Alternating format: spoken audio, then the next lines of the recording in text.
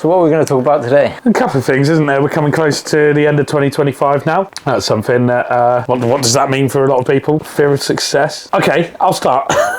Again, one of the most infuriating things I hear currently is when I say to people, I'm bored of saying to people, well, how are you doing? How's your day? I meet so many people that just gets boring and it doesn't make them very memorable in my head. So now I ask people, what's the most exciting thing that's happened in your week? Yeah. What dream are you working towards? What podcast are you listening to? Yeah, and the horrifying thing is when I ask, what's the most exciting thing that's happened in your week? As people say, well, nothing, don't know. Yeah, well, that's the sad truth about the modern day living, isn't it? Is you wake up Monday, you go to work, you pick up the kids, you do tea, they go to bed, you're knackered, you might sit on your phone for an hour or two, and then you go to bed, and then rinse and repeat, and it is sad. After watching Traitors. Let's not get started on the Traitors. Do you watch it? No. Is it epic? Don't pay my TV license. All right, let us know in the comments if you watch Traitors, whether or not you pay your TV license. It's so... I was like, no, they got Jonathan.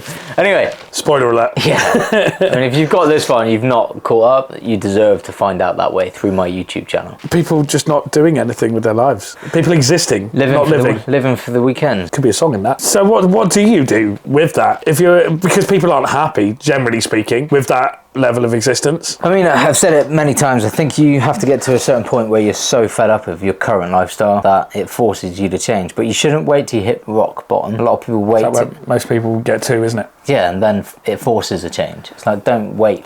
See it's going in that direction and then make a change now. But scary though, right? To make that change. Not really, because I don't think so. You've got people like this on YouTube where you could just spam watch. So Georgie, who joined today, congratulations. Yeah, well done, Georgie. She found us on YouTube 2 weeks ago, and then I always say that, do what research you need for 2 weeks, then make a decision. Because if you haven't found the information that you wanted within those 2 weeks, you're possibly not going to find what you're looking for, or you're looking for a reason why not to do it. You won't find that on my YouTube. You might on others. That's very true. If you've got a dream, I've heard this on a podcast recently actually, if you've got a dream that you've been kind of researching or kind of dabbling with for more than 6 months, give up because you're not going to do it. It's not enough of a dream. You don't want it enough to make the adequate sacrifices in the pursuit of that dream. It's not really a dream. This is why I tell a lot of your mentees to write things down. The first session I ever have with any of your mentees is why you're here. Why do you want to do this? What's your why? And I think we said we were going to cover this today as well, didn't we? The why thing. I'm actually covering it on my webinar for your lot this week. What's your why? Why are you here? What's your goal? What do you want to achieve from having this extra income, from having your own business? Write it down, because if it's not written down, it doesn't exist, right? You'd argue with that because you hate lists. I was just about to argue with him as well. For me, I never needed to write it down because I was so pissed off with my current lifestyle and we were planning to have kids. That was I was reminding myself every single day. But that takes energy. I'm a very impatient person. Yeah. I can't, it's just, yeah. But on the times where you've had like a lot of admin tasks and a lot of different functions in your business all kicking off at the same time at you, you have found it advantageous to write things down, right? Oh, 100%. To write lists, use your whiteboard. When there's too much going on, it's like, okay, my mind can't. So wait until crisis point before you start taking action on the things that you need to. When things get too painful, that's when you make the change. And he's a nightmare for it. We're all forever having this argument about writing things down, aren't we? But genuinely, two reasons for that. One, if you write them down, you're not having to use energy in your head to remember goals, to remember stresses, to remember, Vision boards are good for that. Vision boards are amazing. Vision boards, and that's usually what comes out of the why conversation, is right, go and find the nice car that you want, go and find a nice house that you want, go and find the beach that you want to sit on. I'll give you that. I actually made a vision board right at the start, and it was the brand new Defender in black. Got it. A portfolio of buy-to-lets. Got it. No. Not buy-to-lets. Don't want to do that now. Couldn't think of anything worse. Right. And more holidays. And I don't really do that. Take holidays because you can't relax. No, it's not that. I don't need a holiday from my lifestyle. I think people go on holiday for they feel like they deserve it, or like an escape. Where if you create a life you love, holidays, they're nice to have, but you create a life I've created a life that I love. I go on holiday to I don't feel like I need a holiday. Experience other cultures and experience other foods knowledge and to see more of the world than I've got here in the UK. People, but so you're not I don't want to massive on that, are you? So again, like we work together a hell of a lot. We've got two completely different whys. Yeah, and I don't know. So there's this fear of success as well, right? So you were telling me this morning about a mentee that you've had just during your 6-week challenge. Yeah, he's been on the radar for more than a year watching. That's insane, isn't it? Yeah, more than a year. He joined the 6-week challenge that launched last week, and he's, I think, had his first offer accepted, and it's day 8. Day 8. He's now panicking about... Have I got what it takes to deliver on this deal? How do I've submitted the offer, I've done the exciting bit. Yeah, people, as soon as... Yeah, it's quite funny. Now it's serious. Now it's serious. You're about to commit, and then they question everything that they've done up to that point. Where the landlord's like, yeah, okay. And they're like, oh my God, like panic mode engaged. Why? Just because now it's happened and they don't believe it, or it's unfamiliar as well, isn't it? I mean, this is why people join a mentorship. It's confirmation. Now it's my job to be like, Max, look at your due diligence. We've both looked at it. It looks great. We go on data, not emotions. Sign the contract. Yeah. And this is why. What's the next step? People are so quick to criticize mentors. You're just selling courses, but genuine mentors, it's a heavy responsibility, because if I say to Max, yeah, sign that contract, and he does, and it doesn't work out, you're responsible for that. I'm not, but I feel responsible. I feel responsible. I feel responsible for all of my students' deals. And I don't get why. So we live in a day and age here where we know that university, for most people, doesn't work. I knew that age. I was never going to go to uni. If you've got a degree and you actually use your degree in your job or business, leave us a comment to tell us what you do and what your degree was in. They won't. They won't. And I'll tell you why. Because they won't be. If they do and they're loving it, they won't be watching this channel. If you have, then obviously, why are you watching a rent-to-rent channel? Because you want something more. Because your job or 2 jobs or 3 jobs is no longer sustainable against your outgoings, your cost of living. I was listening to an amazing podcast the other day, and I sent it to you. I don't know if you listened to it on the way up to the event about the Mentalist. No, the other one after that, about he's a spaceman. I haven't listened to this one yet. He's not really a spaceman. I just lost the words, but he studies space and the science around it. And astrology, something like that, or astronomy. Don't say words you can't spell. I can spell both. Go on then. BOTH. ASTRONOME.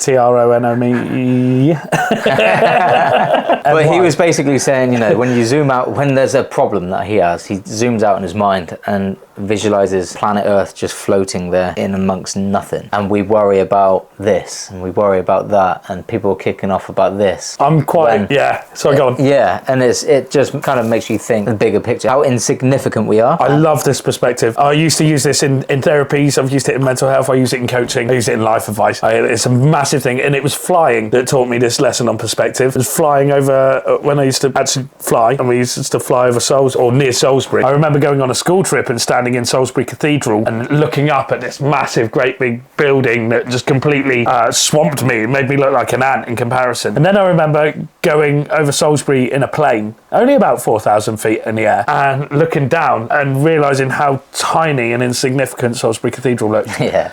And I thought, that's just because I've taken myself out of that situation, out of that position, and I've looked at that from a different perspective, from an outside perspective. And that taught me everything I needed to know about stress management and handling problems. When you're in the problem, when you're in that situation, it can feel like you're drowning. You can feel like there's no way out. Once you remove yourself from that problem and you look at it objectively and not subjectively, you can see it actually for how small and insignificant that problem is. And then it's just a case of, right, what 5 things do I need to do to solve this problem? I'll start ticking them off the list. I'll start with problem, the most important, the thing that's going to make the most impact, solution number 1. And then you just create 5 things that you can do to solve that problem. You start with the biggest and the most impactful, number 1, and you just do what you can to solve that problem. When you've completed number 1, go to number 2, number 3, number 4.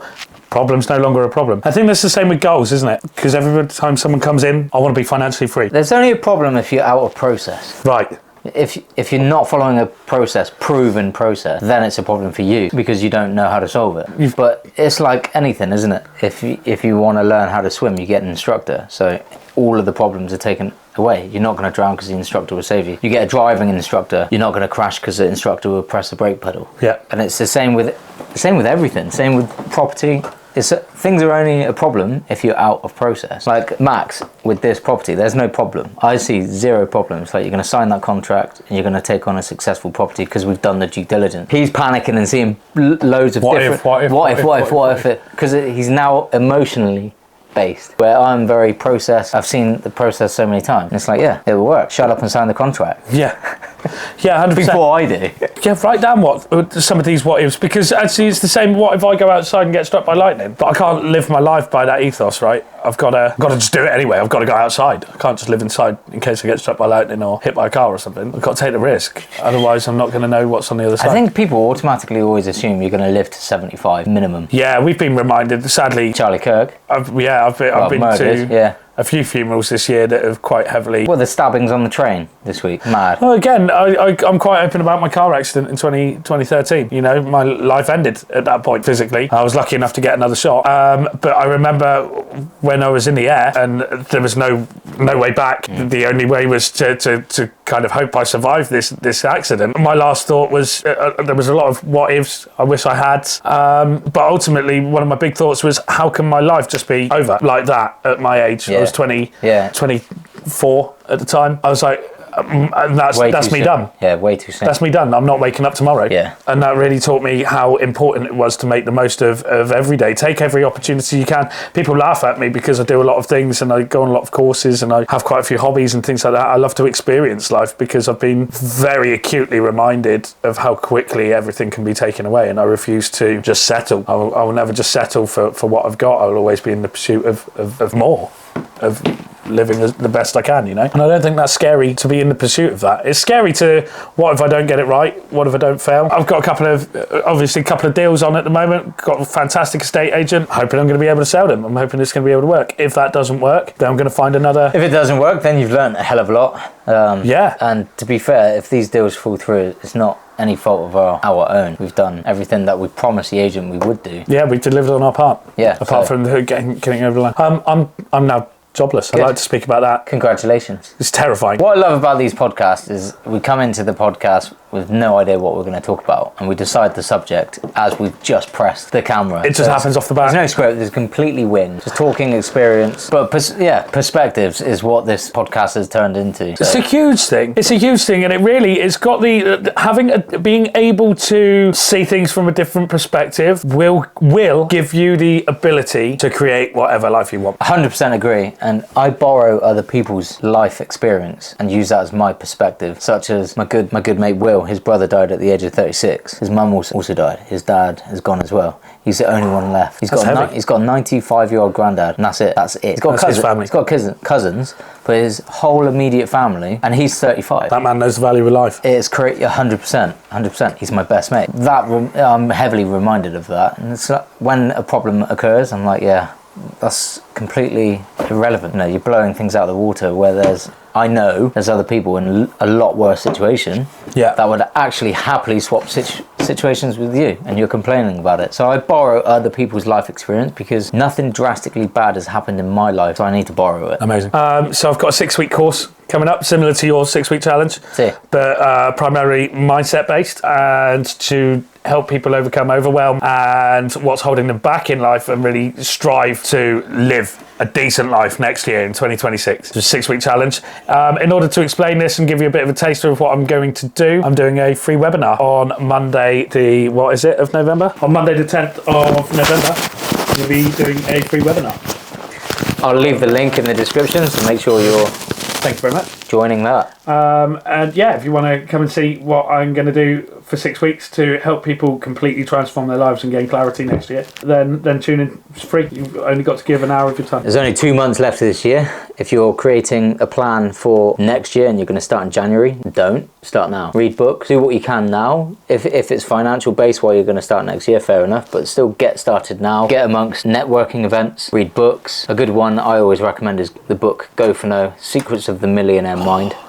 They're incredible books. But yeah, that's it. I hope this mindset session has been valuable. If it has been, you find it valuable, don't be afraid. People are so afraid to leave comments on stuff now. It's like they're going to think, there's a comment, let's pounce on them, sell them the mentorship. We just love to hear feedback, guys. If you genuinely found value in our mindset podcast, please let us know below. Otherwise, we're just talking to an empty camera and we feel like there's no community really listening on the other end. And I feel like for me, that's quite, knowing I'm adding value, knowing we're adding value, that's why we do this, makes our day, I think. Nobody's going to jump on you in the comment section as well. We will come to your defense if you're not going to get naysayed or whatever for expressing your opinion and your perspective on what we're doing here. So if we're helping you, like you said, let us know. See you.